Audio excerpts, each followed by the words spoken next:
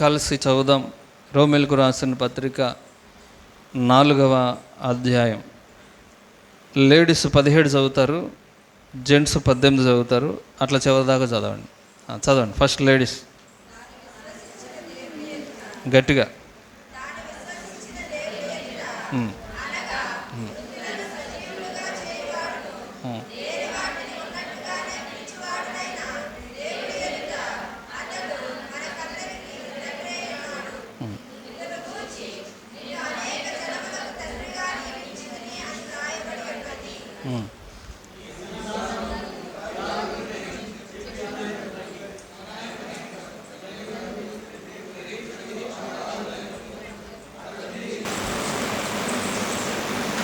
యేసుక్రీస్తు ప్రభువు గురించి వ్రాయబడినటువంటి ఈ మాటలు అబ్రహామును ఉదాహరణగా చూపిస్తూ ప్రభువు గురించినటువంటి విశ్వాసమును గురించినటువంటి శ్రేష్టమైనటువంటి మాట. మృతులను సజీవులుగా చేయువాడు, లేని వాటిని ఉన్నట్టుగా పిలిచేవాడు. మృతులను సజీవులుగా చేయువాడును, లేని వాటిని ఉన్నట్టుగా. అరే 2 తీసేట్టు పెట్టండి అమ్మా, ఏడు పెట్టండి. లేని వాటిని ఉన్నట్టుగా పిలుచువాడు ఎవరైనా? యేసు ప్రభువారు. హల్లెలూయా. శూన్యములో అద్భుతము చేసే దేవుడు. చెప్పండి అందరూ, శూన్యములో అద్భుతము చేసే దేవుడు. హల్లెలూయా. నీ శూన్యములో ఎందుకు రాశారు? ఇది ఊరికి రాయల, అబ్రహాం గురించి రాయల. 24లో ఏముంది? మన నిమిత్తము వ్రాయబడెను. ఎవరి నిమిత్తం? మన నిమిత్తం. నీ జీవితంలో, నీ శూన్యములో, ఎవరి శూన్యంలో? నీ శూన్యములో అద్భుతము చేసే దేవుడు. అద్భుతము చేసే దేవుడు. హల్లెలూయా, హల్లెలూయా. శూన్యములో ఆయన సృష్టిని చేశాడు. శూన్యములో ఆయన సృష్టిని సృష్టించాడు. అక్కడేమీ లేదు. శూన్యం అంటే ఏంటి? ఏమి లేదు. ఏమీ లేని దాంట్లోంచి ఆయన ఏది పలికితే అది బయటకు వచ్చింది. ఏది పలికితే అది శూన్యం. శూన్యములో నుండి అద్భుతము చేయగలిగిన వాడు మన ప్రభు అయిన యేసుక్రీస్తు వారు. లేని వాటిని ఉన్నట్టుగా పిలిచేవాడు. అంటే శూన్యములో నుండి అద్భుతాలను చేస్తాడు. కనుక మన జీవితంలో శూన్యములో నుండి, నీ శూన్యములో నుండి, అంటే ప్రతి జీవితంలో ఏదో శూన్యం ఉంటుంది. శూన్యములో నుండి అద్భుతాలు చేసేవాడు. హల్లెలూయా, హల్లెలూయా. కనుక ఇక్కడ అబ్రహాము గారిని ఉదాహరణగా చూపించారు. అబ్రహాముకి దేవుడు సంతానం ఇస్తాను అని వాగ్దానం చేశాడు. రమారమి 100 ఏళ్ల వయస్సు. అబ్రహాము దేవుని వాగ్దానాన్ని నమ్మాడు. దేవుని వాగ్దానాన్ని నమ్మాడు. నమ్మటమే కాదు, ఆయన మృతులను సజీవులుగా చేసేవాడు అని నమ్మాడు. అప్పుడు ఈ దేవుడు చచ్చిపోయినోడిని ఎవరిని లేపల. అబ్రహాము కాలంలో చచ్చిపోయినోడిని ఎవరన్నా బతికించారా? మృతుల్ని సజీవులుగా ఎప్పుడన్నా చేశాడా? ఆయన చేయలా. కానీ అతను నమ్మాడు. నేను నమ్మినటువంటి దేవుడు మృతులను సజీవులుగా చేసేవాడు, మృతతుల్యమైన దాన్ని సజీవమైన దానిగా, జీవము గల దానిగా ఆయన చేయగలడు అని నమ్మాడు, అని విశ్వసించాడు. విశ్వసించడానికి ఏమాత్రం ఆస్కారం లేదు. విశ్వసించడానికి ఏమీ లేదు. శూన్యం అంటే అదే. విశ్వసించడానికి బేస్ లేదు. బాగా చదువుకున్నాడు, ఉద్యోగం వస్తుందని ఆశిస్తున్నాడు. అంటే ఏముంది? బేస్ ఉంది. చదువుకున్న తర్వాత ఉద్యోగం వస్తుంది కదా, చెప్పరేంటండి. ఫస్ట్ ర్యాంక్ వచ్చాడు కాబట్టి మంచి కాలేజీలో సీటు రావాలని ఆశిస్తున్నాడు. దేవుని యందు విశ్వాసం ఉంచుతున్నాడు. వాడికి బేస్ ఉందా? నిరీక్షించడానికి ఒక ఆధారం ఉంది. ఏదో ఒక 20,000 ఉద్యోగం వస్తుంది, కానీ 1,00,000 రూపాయల కోసం గాలం వేస్తున్నాడు. రావటానికి అవకాశం ఉంది కదా. అసలు ఏమీ లేదు, వచ్చే అవకాశం కనపట్టలేదు, ఎక్స్పీరియన్స్ లేదు, ఏమీ లేదు. ₹1,00,000 కావాలని, ₹1,00,000 శాలరీ కావాలని ఆశిస్తున్నాడు. అది అద్భుతం. కనుక మృతతుల్యం అయిపోయింది. మృతతుల్యమైంది జరుగుతుందని ఆశ లేదు. వయసు అయిపోయింది, ముసలోడు అయిపోయాడు, మందబుద్ధి వచ్చేసింది. కనుక ఇప్పుడు ఏం చేయాలి? విశ్వసించడానికి ఏమాత్రము ఆశ లేదు. ఆశ లేనటువంటి పరిస్థితులు, జీవితంలో ఆశించడానికి మార్గం లేదు, బేసు లేదు. అయినా సరే అబ్రహాం ఏం చేశాడంటే ఆయన మృతులను కూడా సజీవులుగా చేయగలడని నమ్మాడు. ఎవరు చెప్పారు? ఎవరు చెప్పలా, ఆయన నమ్మాడు. ఆయన చూడండి, ఆ వాక్యంలో అంత మంచిగా ఉంటుందంటే 21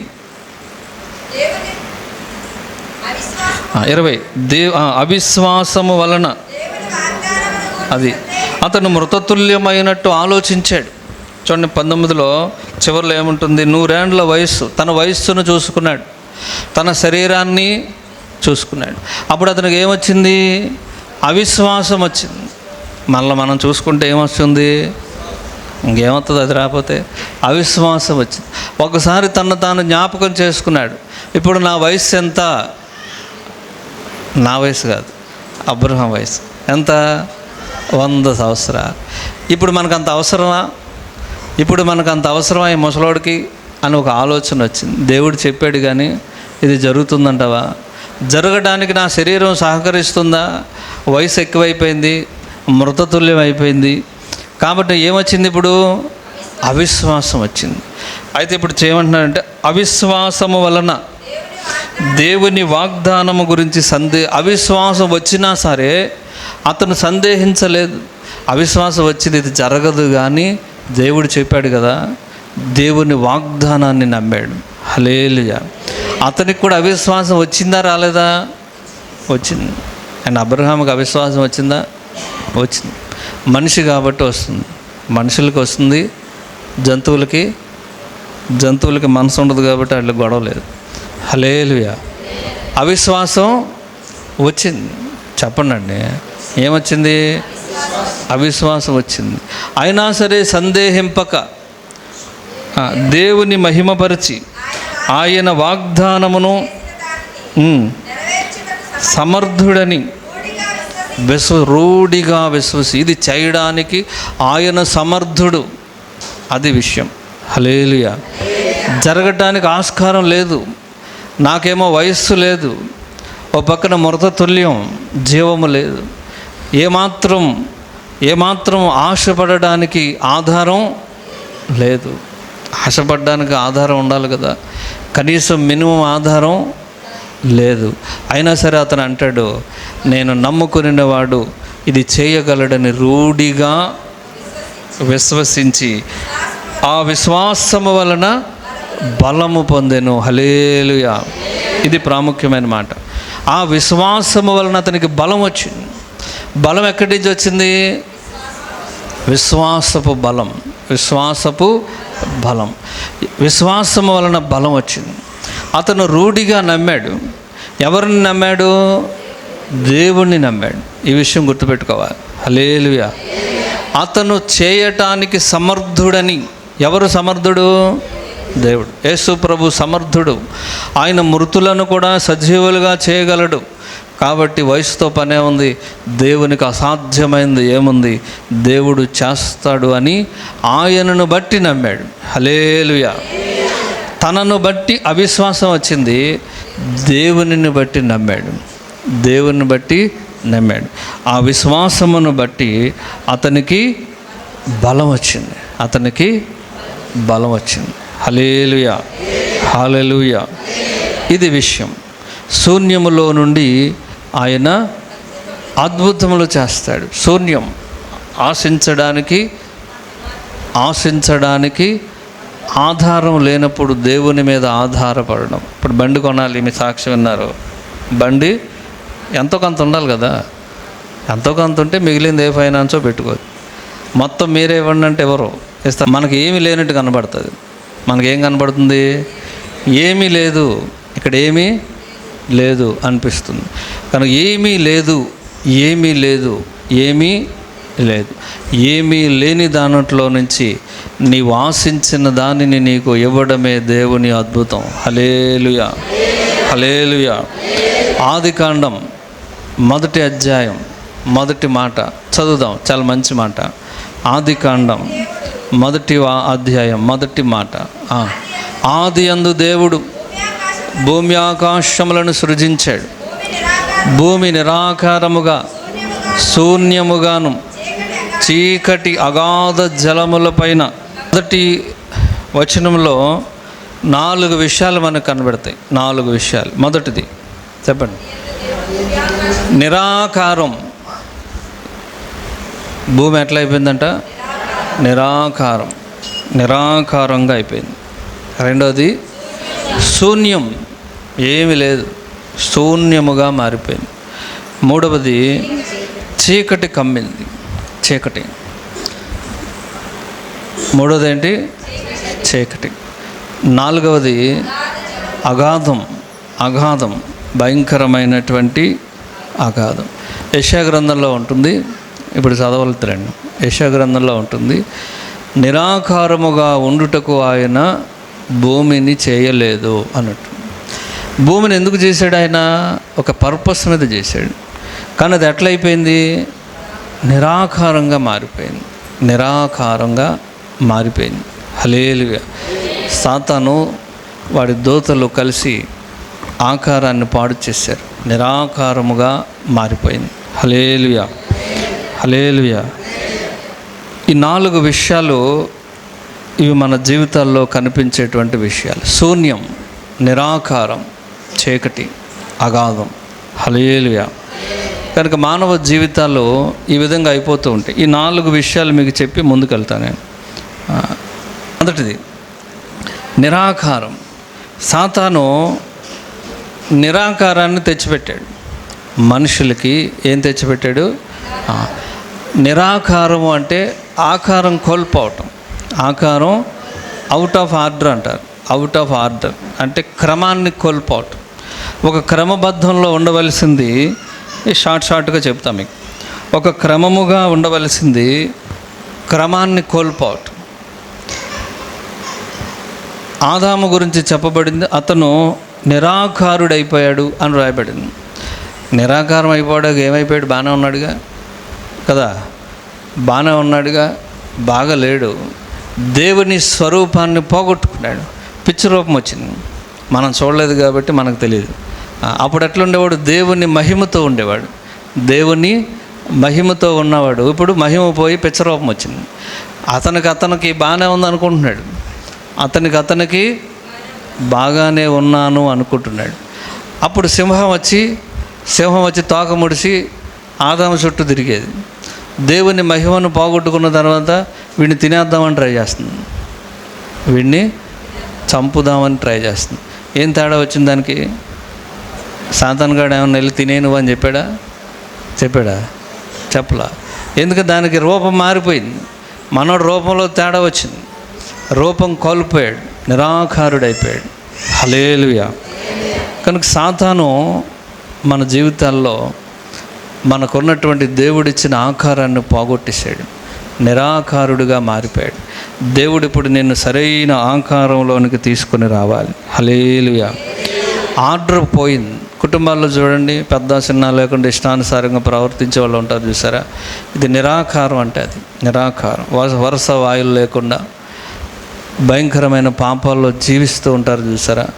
దీన్ని నిరాకారం అంటారు. ఏమంటారు చెప్పండి అండి? నిరాకారం అంటే ఏంటి? కేవలం ఫిజికల్ రూపం కాదు, చూడటానికి అందంగానే ఉంటారు, చూడటానికి చెప్పాలి అందంగానే ఉంటారు, కానీ ఏం చేస్తూ ఉంటారు? పనికిరాని పనులన్నీ చేస్తూ ఉంటారు. దీన్ని నిరాకారము అంటారు. దేవుడు దానికోసం చేయలేదు, దేవుడు దానికోసం మనిషిని చేయలేదు. దేవుడు ఇచ్చినటువంటి ఆకారాన్ని పోగొట్టుకున్నారు. కుటుంబంలో ఆర్డర్ పోయింది. ఆర్డర్ పోవడం అంటే ఏంటి? ఆర్డర్ పోయింది. ఇష్టానుసారంగా జీవిస్తున్నారనుకోండి, కుటుంబంలో ఒక పద్ధతి పాడు లేకుండా, ఒకడు అటంటే ఒకడు ఇటు, ఒకడు ఎస్ అంటే ఒకడు తుస్సు అంటున్నాడు అనుకోండి, దీన్ని ఏమంటారు? ఆకారం లేదు. అప్పుడు ఎవరికి మనశ్శాంతి ఉండదు, ఇంట్లో ప్రశాంతత ఉంటుందా? ఇప్పుడు తల్లి చెప్పిన మాట పిల్లలు వినరు, పిల్లలు చెప్పిన మాట తండ్రి వినరు, అడ్డదిడ్డంగా ఉన్నారనుకోండి, అప్పుడు కుటుంబంలో నెమ్మది ఉంటుందా? ఉంటుందా? ఇప్పుడు పెద్దోళ్ళు తల్లిదండ్రుల మాట పిల్లలు విని, పిల్లల మాట పెద్దోళ్ళు విని అందరూ చక్కగా ఉంటున్నారు అనుకోండి, ఎట్లా ఉంటుంది? అందరూ సంతోషంగా హాయిగా ఉంటారు కదా. డబ్బులున్నా లేకపోయినా ఆనందం వేరేగా ఉంటుంది. అలా కాకుండా పెద్దోడి మాట చిన్నోడండు, చిన్నోడి మాట పెద్దోడింది, వీళ్ళిద్దరి మాట తల్లిదండ్రులు ఉండి వాళ్ళ మాట ఎవడేండు, ఎలా ఉంటుంది? ఇప్పుడు నిరాకారం. అదే నిరాకారం అంటే. హల్లెలూయా. ఆకారం కోల్పోవడం. ఆకారం భార్య భర్తలు ఉన్నారు, వాళ్ళిద్దరికి ఎప్పుడు పడదు, ఇద్దరికి మనస్పర్ధలు. అక్కడ పడేసి తిను అంటది, ఇటు తినేసి నేను తిన్నాను అక్కడ సగం తిని అక్కడ పడేస్తాడు. అంటే ఏమవుతుంది? ఇప్పుడు ఆకారం పోయింది. భార్య భర్తలు ఇద్దరు కలిసి చక్కగా భోజనం చేయాల్సింది పోయి ఇప్పుడు ఏం చేస్తారు? కస్సు బుస్సు అంటూ ఉన్నారనుకోండి. అంటే ఏం పోయింది? ఇప్పుడు ఆకారం పోయింది. ఒక ఉండవలసినట్టు ఆకారం అంటే ఇక్కడ ఆర్డర్ అనమాట, అవుట్ ఆఫ్ ఆర్డర్ అని ఉంటుంది ఇంగ్లీష్లో. క్రమం పోయింది, క్రమం, అక్రమం వచ్చింది. క్రమం లేకపోవడమే దీన్ని నిరాకారము అంటారు. యెహెజ్కేలు గ్రంథంలో ఆయన ఒక ఎముకలో ఉన్నటువంటి స్థలానికి ప్రవక్తను తీసుకెళ్ళారు. అక్కడ ఏం కనబడుతున్నాయండి? ఎటు పడితే అటు, ఎక్కడ పడితే అక్కడ తలకాయలు, పుర్రెలు, ఎముకలు అన్నీ పడి ఉన్నాయి. ఎముకలు ఎట్లా పడి ఉంటాయి? ఆర్డర్లో వరుసగా పేరుస్తారు వాటిని. శ్మశానాల్లో ఎట్లా ఉంటాయి? శ్మశానాల్లో ఎముకలు ఎట్లా ఉంటాయి? మాట్లాడరు ఏంటండి? ఎట్లా పడితే అట్లా పడి ఉంటాయి. పూర్వం ఈ సైన్య యుద్ధాలకు వెళ్ళేవాళ్ళ హల్లెలూయా, ఇష్టానుసారంగా చెత్త చెదారం అలా పడి ఉంది. అప్పుడు ప్రవక్త వెళ్ళి ప్రవచిస్తున్నాడు. ఏమని ప్రవచిస్తున్నాడు?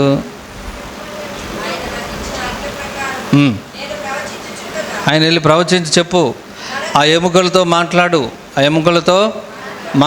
అవి ఎలా ఉన్నాయి? అవుట్ ఆఫ్ ఆర్డర్లో ఉన్నాయి. ఒక రూపం లేదు, క్రమం లేదు, పద్ధతి లేదు.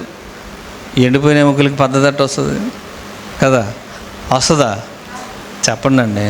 రాదు. ఇప్పుడు చదవండి. పాయింట్కి వచ్చాయమ్మా. ఏమన్నాడు? చదవండి.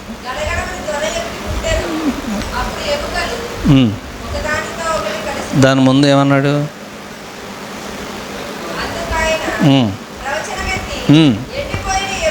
ఎండిపోయిన ఎముకలారా, యెహోవా మాట వినండి.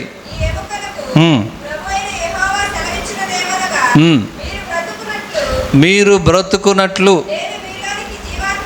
మీరు జీవాత్మ రప్పించుచున్నాను. చర్మము కలుగునుగాక, జీవాత్మ కలుగునుగాక అని ప్రవచిస్తున్నాడు. ఏం చేస్తున్నాడు? ఆర్డర్లో లేనటువంటి ఎముకల్ని ప్రవచిస్తూ ఉంటే అప్పుడు ఒక్కొక్కటి అన్నీ అతుక్కొని వాడి తలకాయ ఎక్కడ ఉందో ఇక్కడికి వచ్చి, ఈడి తలకాయ ఎక్కడో ఉందో ఆడి తలకాయ ఎక్కడో ఉంది. ఇప్పుడు ఎవరి తలకాయ ఆడికి అతుక్కోవాలి కదా. ఒకటి తలకాయ ఒకటికి అతుక్కుంటే ఏమవుద్ది? చెప్పండి అండి.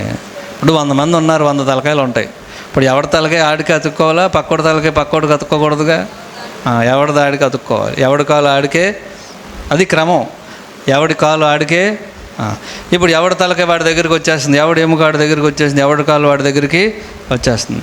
వచ్చి అతుక్కుపోతుంది. టపటప సౌండ్, విస్తారమైన సౌండ్. అతుక్కునుగాక అన్నాడు, అతుక్కుంటుంది. చర్మము కలుగునుగాక కలిగింది, జీవాత్మ వచ్చునుగాక వస్తుంది. అప్పుడు వాళ్ళందరూ వచ్చాక ఏం చేశారు తెలుసా? ఏం చేశారు? వారు మహా సైన్యములాగా నిలబడ్డారు. సైన్యం ఎట్లా నిలబడుతుంది? అడ్డదిడ్డలుగా నిలబడదు. సైనికులను చూశారు ఎప్పుడన్నాను? ఆగస్టు 15కి టీవీలో వస్తూ ఉంటారు కదా. సైనికులు ఎట్లా నిలబడతారు? వంకర టింకర్లుగా, గ్రూపుగా, రౌండ్గా అలా ఉండరు. వాళ్ళంతా క్రమముగా, లైన్గా నిలబడతారు. ఆర్డర్ అనమాట. అది ఆర్డర్ అంటే క్రమముగా. ఇప్పుడు ఈ నిలబడిన వాళ్ళందరూ ఎలా నిలబడ్డారు? ఒక ఆర్డర్లో సైన్యములాగా నిలబడ్డారు. వంకర టింకర్లుగా నిలబడరు. మహాసైన్యములాగా చక్కగా ఆర్డర్లో నిలబడ్డారు. హల్లెలూయా. దేవుడు నిరాకారానికి ఆకారం ఇస్తాడు. నిరాకారంగా ఉన్నటువంటి నీ జీవితానికి దేవుడు ఆకారం ఇస్తాడు. అది హల్లెలూయా.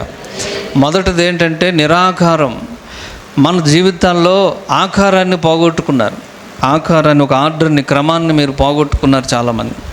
దేవుడు శూన్యములో నుండి ఆయన నీకు ఒక ఆకారాన్ని ఇస్తాడు. అందుకని యెషయా గ్రంథంలో ఉంటుంది, నిరాకారముగా ఉండడానికి దేవుడు మిమ్మను కలుగ చేయలేదు. దేవుడు మనల్ని నిరాకారంగా ఉండమని చేయలే, నీరసంగా ఉండడానికి చేయలే, రోగగ్రస్తులుగా ఉండడానికి చేయలేదు. కనుక దేవుడు అంటారు, నీ నిరాకారంలో నేను మీకు ఎలా చేస్తాడు? ఆకారమును చేస్తాడు. హల్లెలూయా, హల్లెలూయా, హల్లెలూయా. ఒక క్రమం, నీ జీవితం ఒక క్రమంగా మారిపోవాలి, నీ కుటుంబం ఒక క్రమముగా మారిపోవాలి. హల్లెలూయా. క్రమం, కుటుంబంలో కుటుంబ ప్రార్థన ఈ క్రమంలో అదొక భాగం. కుటుంబంలో ఒక భాగం ఏంటో తెలుసా? చెప్పండి. కుటుంబ ప్రార్థన. మీ పిల్లల్ని పక్కన పెట్టుకుని, చాలామంది నీ భోజనపు బల్ల చెట్టు, నీ పిల్లలు ఒలీవ మొక్కల వలె అందరూ పిల్లల్ని పెట్టుకుని అందరూ కలిసి ఒకసారి భోజనం చేయాలి. తక్కువైందనుకోండి అడ్జస్ట్మెంట్ అయిపోద్ది, ఎక్కువైందనుకోండి ఎక్కువైతే ఇబ్బంది ఏముంది కదా.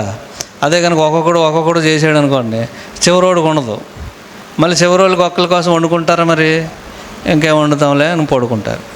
హల్లెలూయా, హల్లెలూయా.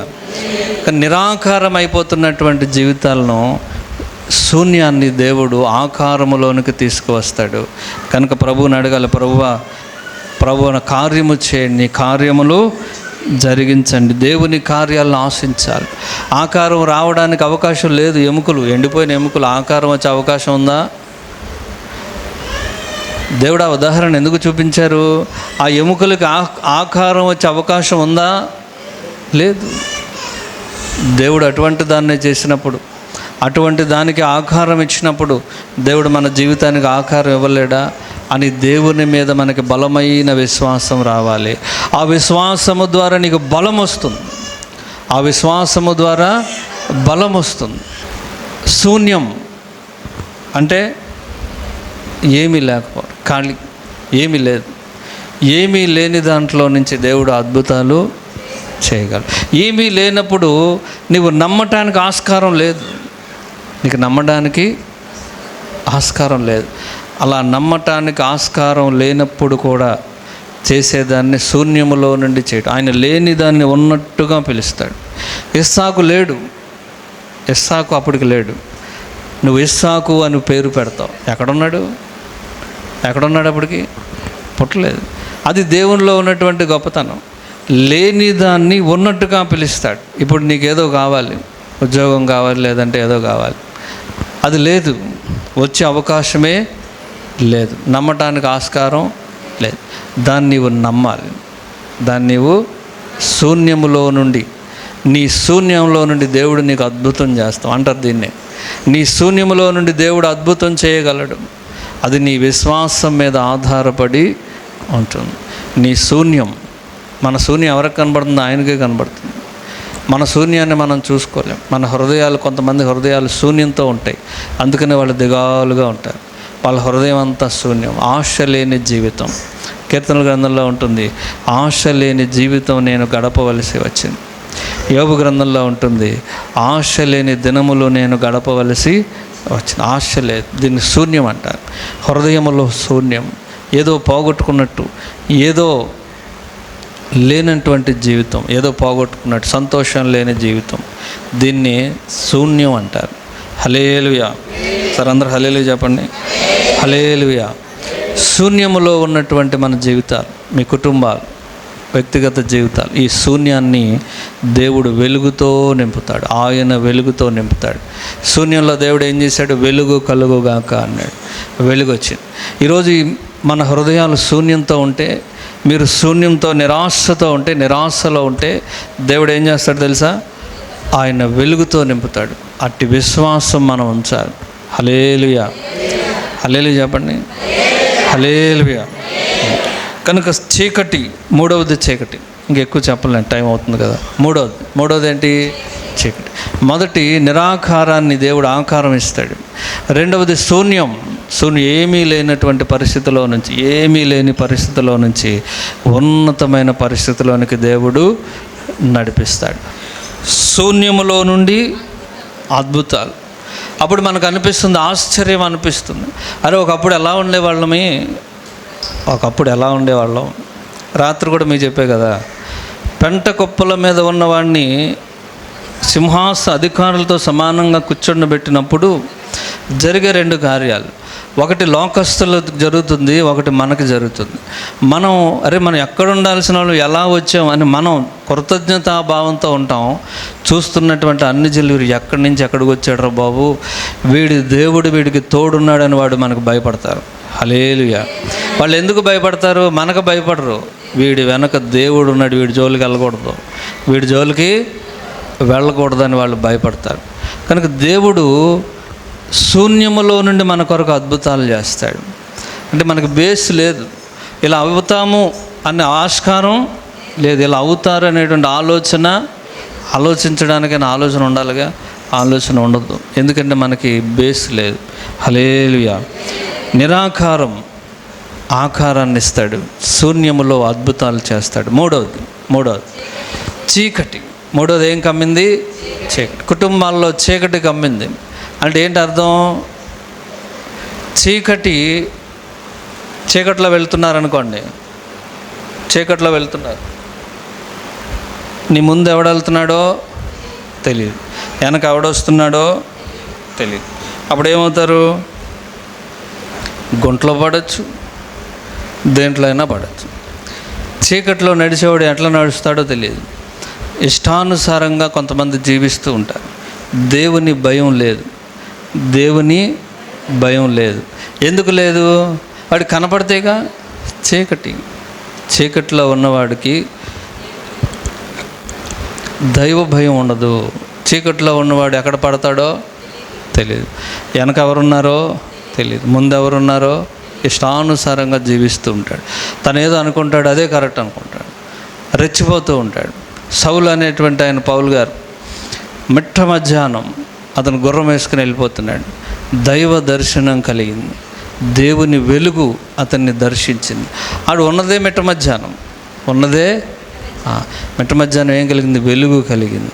ఆ వెలుగు కలిగినప్పుడు అతను దైవ దర్శనం, కళ్ళు తెరవబడ్డాడు. చీకటి పోయింది. హల్లెలూయా. చీకటి పోయి వెలుగు వచ్చింది. చీకటి పోయి వెలుగు అంటే పట్టపగలే వెలుగు వచ్చింది. అంటే అతను ఎక్కడున్నాడు? పట్టపగలు చీకటిలో ఉన్నాడు. కనుక చీకటిలో ఉన్న వ్యక్తి ఎలా వెళ్తున్నాడు వాడికి తెలియదు. వాడు అనుకున్నదే, నేను ఇది అనుకున్నాను అదే నిజం, వాడు అనుకున్న దాని ప్రకారం వెళ్ళిపోతూ ఉంటాడు.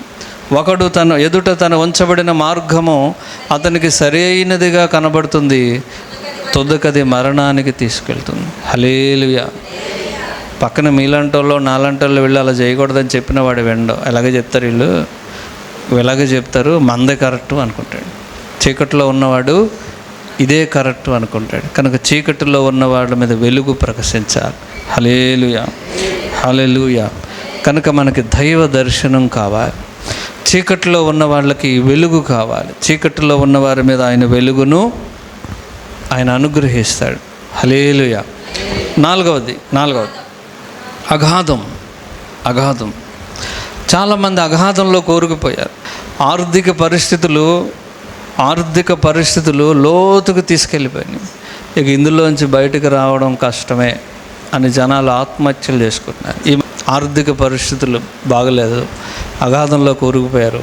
ఇక దీంట్లోంచి మనం బయటపడలేము, ఇందులోంచి ఇక మనకు రాలేము, అన్ని రకాలుగా ఆలోచించుకునే ఏమాత్రం మనకు అవకాశమే లేదు. కాబట్టి చచ్చిపోదాం. కాబట్టి అప్పిచ్చినోడు పోతాడు, ఆడిపోతాడు, మనం మాత్రం చచ్చిపోదాం అని చచ్చిపోతున్నారు. చాలామంది ఆత్మహత్యలు చేసుకుంటున్నారు. కనుక అగాధం అంటే ఏంటో తెలుసా?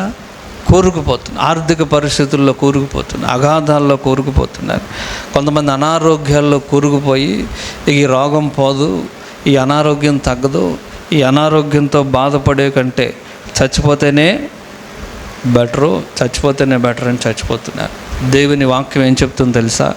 అగాధములోనికి ఆయన హస్తములు వెళ్ళి అగాధములో నుండి వారిని ఆయన పైకి తీసుకొని వస్తాడు. హల్లెలూయా. మన దేవుడు శూన్యములో నుండి అద్భుతం చేసే దేవుడు. అగాధములో కూరుకుపోయినటువంటి వాళ్ళని ఆయన హస్తములు వెళ్ళి అగాధములో నుండి వాళ్ళని పైకి ఇలాంటి పదాలు చాలా సందర్భాల్లో రాయబడ్డాయి. యెషయా గ్రంథంలో ఒక మంచి మాట ఉంటుంది. యెషయా గ్రంథం 7వ అధ్యాయం 11వ వాక్యంలో ఉంటుంది, ఒక సూచన అడుగు, ఒక సూచన అడుగు. అడగండి.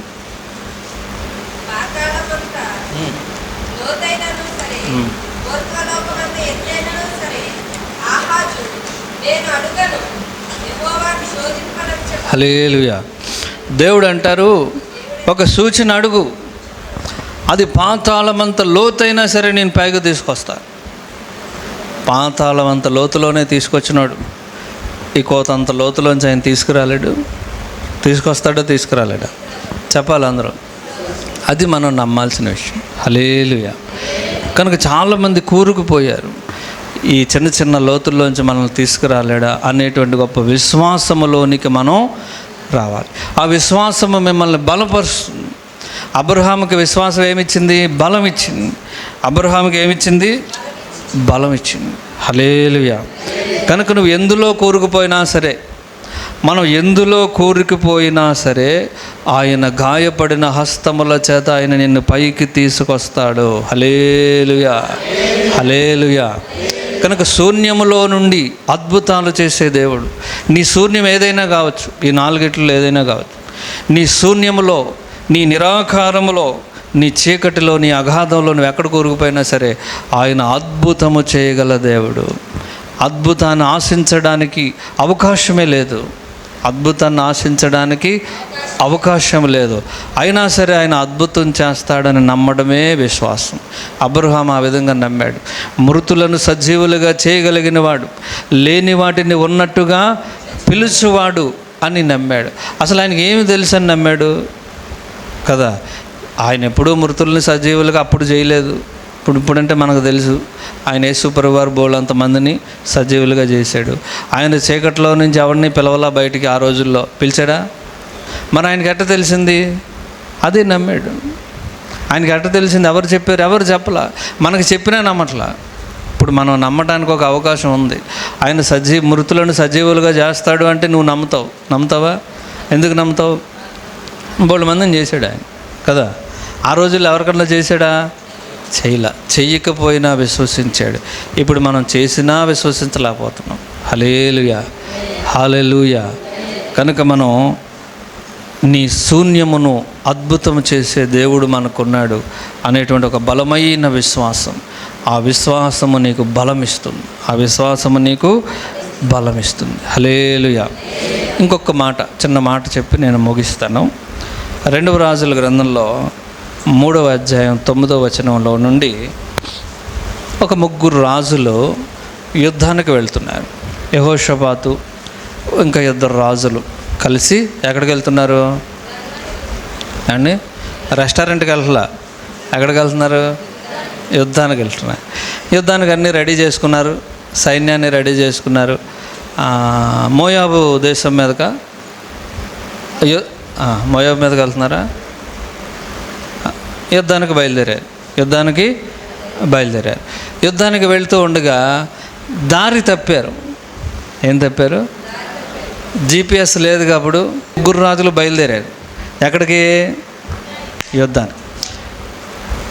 దారి తప్పారు. దారి తప్పి ఎడారిలోకి వెళ్ళిపోయారు. 7 రోజులు ప్రయాణం చేశారు. ఎన్ని రోజులు? 7 రోజులు ప్రయాణం చేసిన తర్వాత ఇక నీళ్లు లేవు. నీళ్ళు అయిపోయినాయి. 7 రోజులు నీళ్లు లేవు. కంగారు పడుతున్నారు. దేవుడు అప్పుడు ఆ 3 అనుకుంటున్నారు, ఇదేంటిది, మనం ఎక్కడికి వచ్చామని చూసుకుంటే దారి తప్పారు. ఇప్పుడు ఏం చేయాలి? ఇప్పుడు ఆ రాజులు అనుకుంటున్నారు, యుద్ధం చేయడం దేవుడు ఎరుగు. మోయాబుతో యుద్ధం చేయడానికి వచ్చారు. అసలు మనం యుద్ధం చేయకుండానే చచ్చేలా ఉన్నాం. ఇప్పుడు యుద్ధం చేయడానికి వచ్చారు. ఇప్పుడు వాళ్ళు ఏమనుకుంటున్నారు? యుద్ధం మాట దేవుడు ఎరుగు. యుద్ధం చేయకుండానే ఇప్పుడు చచ్చేలా ఉన్నాం నీళ్లు లేక అనుకుంటుంటే ఇంకొకడు అంటాడు, దేవుడే మనల్ని ఎట్లా నడిపించాడు చంపేద్దామని. చూసారు, కొంతమంది ఆలోచనలు భలే ఉంటాయి. కొంతమంది ఆలోచనలు ఎట్లా ఉంటాయి? హల్లెలూయా. కొంతమంది ఆలోచనలు ఎట్లా ఉంటాయి? అలా ఎవడు బయలుదేరమన్నాడు వీళ్ళని? బయలుదేరేటప్పుడు దేవునికి ప్రార్థన చేసుకుని దేవుడు వెళ్ళమంటే వచ్చారు వీళ్ళు. ఆ 3 కలిసి తయమని బయలుదేరారు. ఇప్పుడు ఇక్కడికి వచ్చాక ఏమంటాడు ఒకడు? దేవుడు మనల్ని రాంగ్ రూట్లో నడిపించాడు మనల్ని చంపడానికి. దేవుడు అక్కడ ఉంటే చంపలేడండి, చంపేవాడు అక్కడ ఉంటే చంపలేడు. కానీ కొంతమంది ఇట్లా ఉంటారు, ఏదైనా కష్టం వచ్చినప్పుడు దేవుని మీద నిందలేస్తూ ఉంటారు. హల్లెలూయా. కొంతమంది నిందలు ఎవరి మీద? బాగున్నప్పుడేమో ఇష్టానుసారంగా తందనాలు తైతక్కలాడతారు. బాగోలేదనుకోండి, దేవుడు ఏంటోనండి ఎట్ట చేస్తున్నాడండి, దేవుడు వర్షం ఇవ్వట్లేదండి, దేవుడు అది ఇవ్వట్లేదండి, ఇది ఇవ్వట్లేదు అంటారు. బాగున్నప్పుడు దేవుడు లేదు, గీవుడు లేదు, ఇంకా రెచ్చిపోతారు వీళ్ళు. హల్లెలూయా.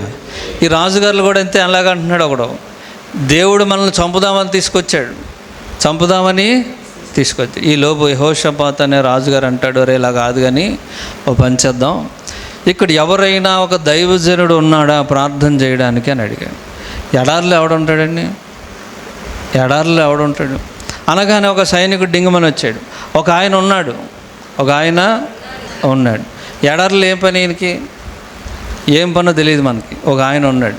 ఏం చెప్పాడు ఇప్పుడు చదవండి. 9వ వచనమా?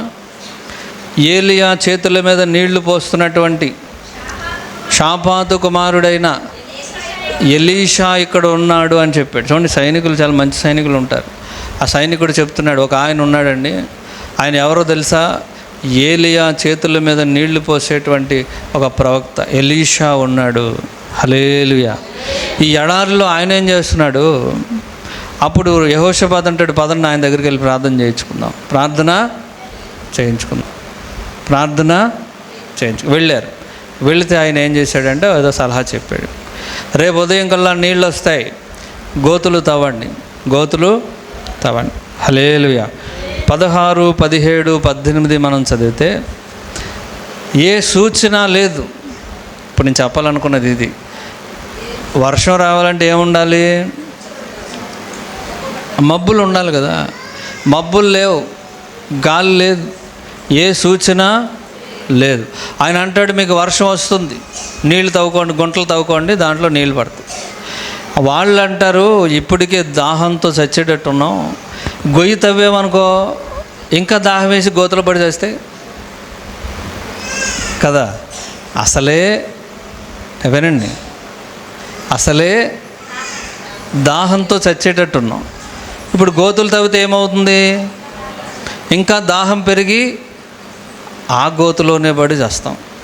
అసలు గోతులు ఎందుకండి తవ్వడం? నీళ్లు కావాలి. కానీ కొంతమంది తెలివైన వాళ్ళు ఉంటారు, అది తెలివితారు. ఒక ఆయన ఏమంటాడు, ఈలో వెనక నుంచి ఒక ఆయన వచ్చాడు. ఆయన ఏమంటాడంటే, ఉచిత సలహాలు ఇవ్వడానికి బోల్ మంది ఉంటారు కదా. వాళ్ళు వచ్చి ఒక ఆయన అంటాడు, ఏమండి గుంటలు ఎందుకంటే తవ్వాలి? ఇచ్చేవాడు మామూలుగా ఇవ్వకూడదు, నీళ్ళు మామూలుగా ఇవ్వకూడదు, ఇచ్చేవాడు మామూలుగా ఇవ్వకూడదా? మాట్లాడానండి. యెహోషాపాతు అంటాడు, అరే డిస్కషన్లు పెట్టొద్దు, దైవజనుడు ఏం చెబితే అది చేయండి, అది చేయండి. హల్లెలూయా. ఈ సలహాలు ఇచ్చేవాళ్ళు కొంతమంది ఉంటారు, ఉచిత సలహాలు.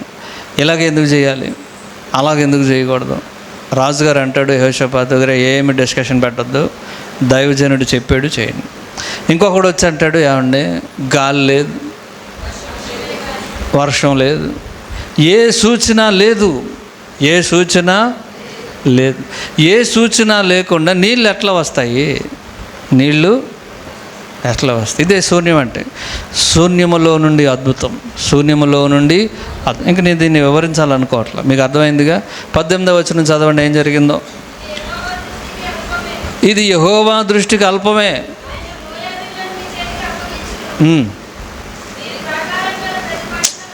కాదమ్మా. ఎన్నో వచనం అది? 17. చదవండి.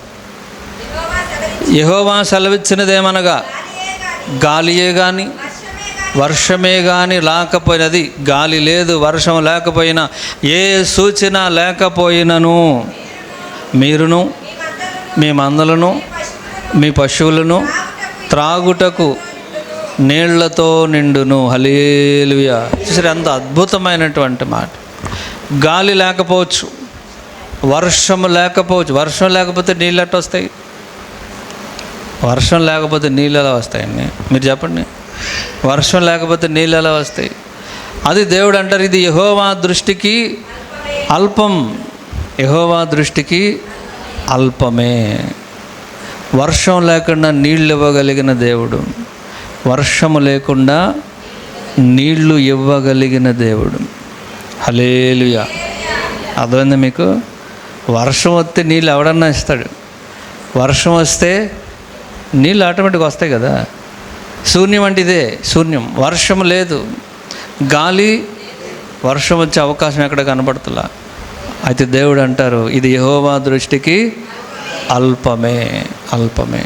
గాలి లేకపోయినా, ఏ సూచన లేకపోయినను విస్తారమైన నీళ్ళు, చెప్పండి, చదవండి, నీళ్లతో నిండును. హల్లెలూయా. కనుక విశ్వసించండి, శూన్యములో అద్భుతం చేసే దేవుడు మన దేవుడు. ఆ రోజున చేశాడు. ఇప్పుడు ఇవన్నీ మీకు వివరించాల్సిన, మీరు తర్వాత చదువుకోండి. ఎలీషా టైంలో దేవుడు అద్భుతం చేశాడు. ఇది శూన్యములో నుండి చేయటం. అక్కడ నమ్మటానికి అవకాశం లేదు. గాలి లేదు, వాన లేదు, ధూళి లేదు, ఏం లేదు. ఏమీ లేకపోయినా చేసే దేవుడు. కానీ కొన్నిసార్లు మనకు అనిపిస్తుంది, ఎట్లా జరుగుతుంది, ఇది సాధ్యమా, ఇది సాధ్యమా? అందుకని శారా అంది, ఇది సాధ్యమా? చాలామంది చాలా సందర్భాల్లో కూడా బైబిల్లో కూడా అన్నారు, ఇది సాధ్యమా? ఎంత కరువులో ఉన్నాం, రేపటికి విస్తారమైన ఆహారం అని ఎలీషా చెప్తున్నాడు. ఆ సైన్యాధిపతి అంటాడు, ఇది సాధ్యమా? కనుక దేవునికి అసాధ్యమైంది లేదు. శూన్యములో నుండి దేవుడు అద్భుతం చేస్తాడు. ఈరోజు ఇక్కడ కూర్చున్నటువంటి మన హృదయాలు ఒకసారి అందరూ హల్లెలూయా చెప్పండి. హల్లెలూయా, హల్లెలూయా. ఒక 2 నిమిషాలు ఆలోచన చేయండి. నీ జీవితం ఎలా ఉందో, శూన్యములో ఉందేమో నాకు తెలియదు. ఒకవేళ శూన్యములో ఉంటే దేవుడు శూన్యములో అద్భుతం చేయగలిగిన వాడు. అరే దీనికి అవకాశం లేదే, ఈ కార్యానికి అవకాశమే లేదే. అవకాశం లేకపోయినా చేసేవాడే మన దేవుడు. శూన్యములో అద్భుతం చేస్తాడు. నీ శూన్యాన్ని నిరాకారమును ఆకారంగా మార్చగలిగిన వాడు. ఎముకలను మార్చాడు, నీకు కూడా ఒక ఆకారాన్ని తీసుకొస్తాడు, క్రమంలోనికి తీసుకొస్తాడు. శూన్యములో అద్భుతం చేసేవాడు. హల్లెలూయా. ప్రార్థన చేసుకుందాం.